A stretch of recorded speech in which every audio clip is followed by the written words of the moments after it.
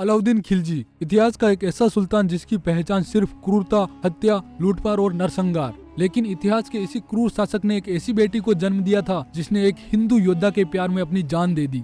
विक्रम संवत 1350 के आसपास दिल्ली की गद्दी पर अलाउद्दीन खिलजी का शासन था। उसकी सत्ता बल, छल और क्रूरता पर टिकी थी। वह अपनी सशक्त एवं विशाल सेना के बल पर पूरे हिंदुस्तान पर कब्जा जमाने की कोशिश कर रहा था। अलाउद्दीन खिलजी अपनी विशाल सेना के साथ सोमनाथ मंदिर की लूट के इरादे से आगे बढ़ा। उसका मार्ग राजस्थान के जालोर से होकर गुजरता था। रास्ते में उसने अपनी सेना को जालोर के पास रोककर वहां के शासक को संदेश भेजा, हमें सोमनाथ जाने के लिए जालोर की भूमि में मार्ग दीजिए। इस संदेश को सुनकर जालोर के पराक्रमी शासक कान्हड़दे क्रोधित हो उठे। उन्होंने दो टूक जवाब दिया, जालोर की पवित्र भूमि पर आक्रमणकारियों का एक भी कदम नहीं पड़ने दूंगा। अगर अपनी सलामती चाहते हो तो लौट जाओ, वरना मेरे वीर योद्धा तुम्हारी सेना को धूल चटा देंगे। कान्हड़दे का ये जवाब सुनकर अलाउद्दीन खिलजी अपमानित और क्रोधित हो गया। उसने अपनी सेना को मेवाड़ के रास्ते से सोमनाथ की ओर आगे बढ़ने का आदेश दिया। जाते समय उसने कहा, जालोर को लौटते वक्त देखेंगे, फिलहाल हमारा लक्ष्य सोमनाथ है। इसके बाद खिलजी की सेना मेवाड़ होते हुए सोमनाथ की ओर चल पड़ी। सोमनाथ मंदिर पर आक्रमण के बाद अलाउद्दीन खिलजी ने शिवलिंग को उखाड़कर उसे गाय की खाल में लपेटा और जालोर के शासक कान्हड़दे से युद्ध करने के लिए अपनी सेना के साथ जालोर की ओर चल पड़ी।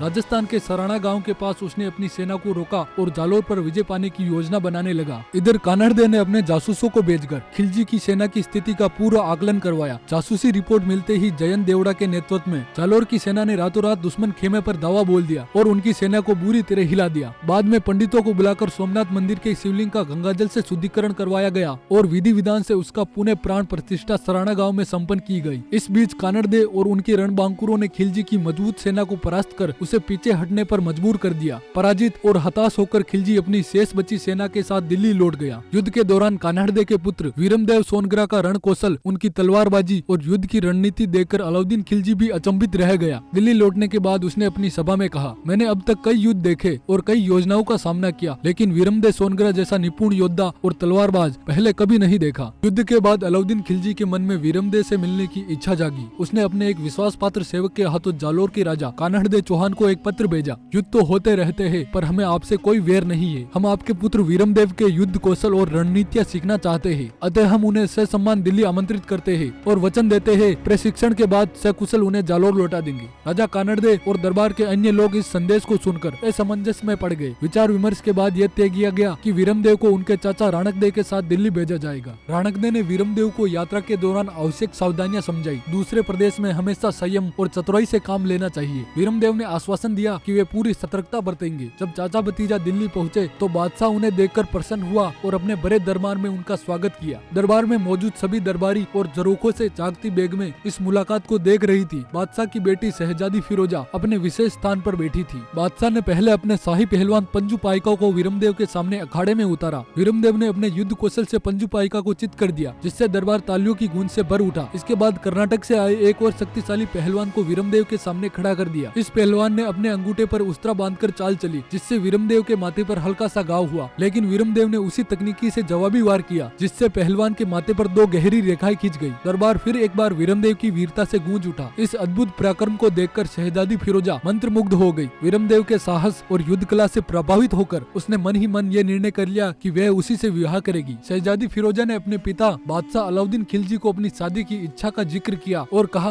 वीरमदेव से शादी नहीं करने पर मरने की बात बताई। इस पर बादशाह ने वीरमदेव को अपने दरबार में बुलाकर ऐलान किया कि वे अपनी बेटी फिरोजा का विवाह वीरमदेव से करना चाहते हैं। यह सुनकर वीरमदेव पहले तो क्रोधित हो उठा, लेकिन जल्द ही उसने अपने स्वभाव को संयमित करते हुए जवाब दिया, हमारे समाज में विवाह का निर्णय परिवार के बुजुर्ग लेते हैं। यदि यह विषय उठाना है तो मेरे चाचा जी से चर्चा करें। शाम को वीरमदेव ने अपने चाचा राणकदे को इस प्रस्ताव के बारे में बताया और स्पष्ट कर दिया कि वे किसी भी स्थिति में तुर्क राजकुमारी से विवाह नहीं करेगा। इस पर राणकदे ने उसे समझाया, दिल्ली के दरबार में वीरता से अधिक बुद्धिमानी की जरूरत है। यदि हम खुले तौर पर इंकार करेंगे तो ये बगावत मानी जाएगी और हम मौत के घाट उतार दिए जाएंगे। ये काम मुझे संभालने दे, लेकिन तुझे चुप रहना होगा। अगले दिन दरबार में राणकदे को बुलाया गया, जहां जापना ने सीधे प्रस्ताव रखा, हम चाहते हैं कि वीरमदेव हमारे शाही दामाद बने। बोलो, ये प्रस्ताव तुम्हें स्वीकार है?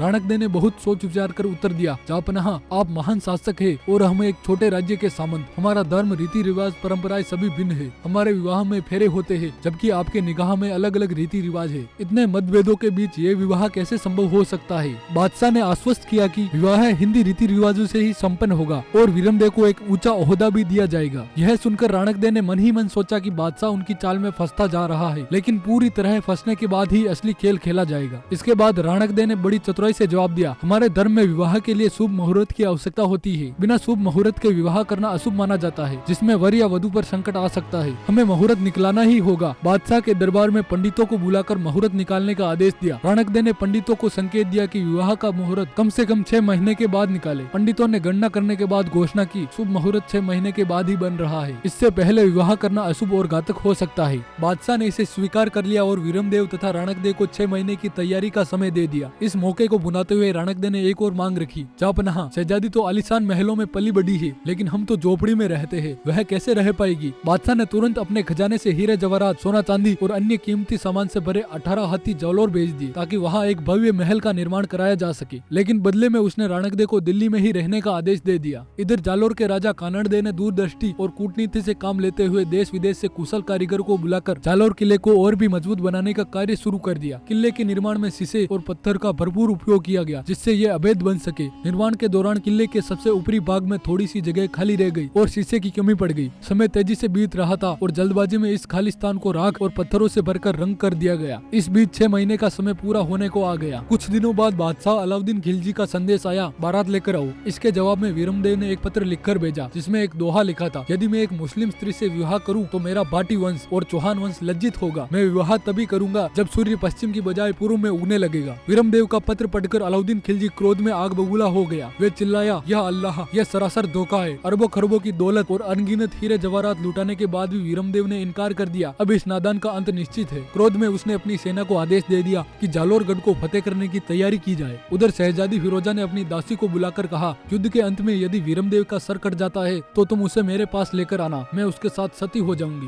विक्रम संवत 1362 में अलाउद्दीन की विशाल सेना, जिसे मालिक नाहर के नेतृत्व में भेजा गया, दिल्ली से जालौर की ओर निकल पड़ी। पहला आक्रमण राजपूतों की एकता को तोड़ने के लिए सिवाना किले पर किया गया, मगर वहाँ के राजा सातलदेव को कानड़देव की मदद प्राप्त थी, जिससे शाही सेना को पराजय का सामना करना पड़ा। कानड़देव के पुत्र वीरमदेव और उनके भाई मालदेव के नेतृत्व में राजपूत योद्धाओं ने शाही सेना को बार बार खदेड़ दिया। विक्रम संवत 1367 में एक जासूस की सहायता से सिवाना किले के कुएं में गायों का रक्त मिला दिया गया। इस अपवित्रता के कारण वहाँ के राजा सातलदेव और अन्य राजपूतों ने आत्म बलिदान कर लिया, जबकि उनकी रानियों ने जोहर कर लिया। सिवाना के पतन के बाद खिलजी की सेना सेनापति कमालुद्दीन के नेतृत्व में जालौर की ओर आगे बढ़ी, मगर वीरमदेव और मालदेव की अगुवाई में राजपूतों ने एक बार फिर मुगलों को पराजित कर दिया। वीरमदेव ने दुश्मन सेना के सेनानायक शमशेर खान को पकड़कर कैद कर लिया। लगातार संघर्षों और वर्षों की कोशिशों के बाद बादशाह अलाउद्दीन खिलजी एक बार फिर जालौर का किला जीतने में असफल रहा। शाही फौज को पीछे हटता देख जालौर के राजपूत योद्धा और सामंत उल्लास से भर गए। इसी खुशी के अवसर पर राजा कानड़देव ने एक भव्य शाही भोजन का आयोजन किया। शाही भोज के दौरान कानड़देव का जमाई विक्रम सिंह दैया भी उपस्थित था। भोज के बीच महलों की छतों पर टंगे पुराने युद्धों में कटे हुए सिर आपस में टकराने लगे।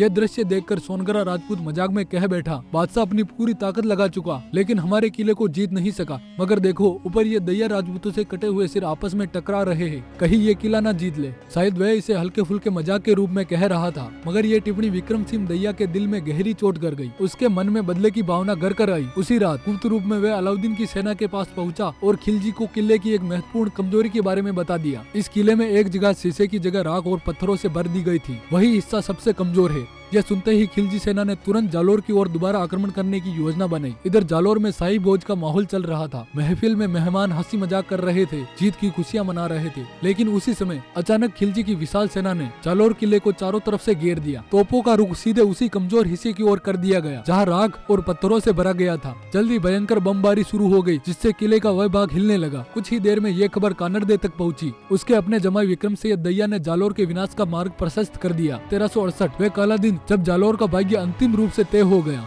राजा कानड़दे ने समझ लिया कि अब युद्ध के बिना कोई विकल्प नहीं है। उन्होंने अपना राज्य अपने पुत्र वीरमदेव को सौंपा और स्वयं अंतिम युद्ध के लिए तैयार हो गए। जालौर के राजपूत योद्धाओं ने अद्वितीय पराक्रम का परिचय दिया, परंतु शाही सेना की विशाल संख्या के सामने धीरे धीरे किला गिरता चला गया। युद्ध के मैदान में वीरमदेव, मालदेव और उनके अनेकों सूरवीर रणभूमि में बलिदान हो गए। शाही फौज ने पूरे जालौर पर कब्जा कर लिया, लेकिन इस जीत की कीमत बहुत भारी थी। जालौर की वीरांगनाओं ने दुश्मनों के हाथों पकड़े जाने के बजाय 1384 अलग अलग स्थानों पर जोहर कर लिया। दूसरी ओर शहजादी फिरोजा को जब ये समाचार मिला कि वीरमदेव रणभूमि में वीरगति को प्राप्त हो चुका है, तो उसने अपनी दासी सनावरा को कहा कि वीरमदेव का कटा हुआ सिर उसके पास लाया जाए। दासी सुगंधित तेल से सिर को संरक्षित कर दिल्ली दरबार ले आई। जब सोने की थाली में वीरमदेव का सिर रखा गया तो एक अजीब घटना घटी। वीरमदेव का सिर उल्टा घूम गया। ये देखकर फिरोजा ने कहा, जिसने जीवन भर अपनी आत्मा और धैर्य को नहीं झुकाया, उसका सिर मरकर भी नहीं झुकेगा। इसके बाद उसने स्वयं चंदन की चिता तैयार कर हिंदू विधि से वीरमदेव का दाह संस्कार किया और फिर यमुना नदी में जल समाधि लेकर अपने प्राण त्याग दिए।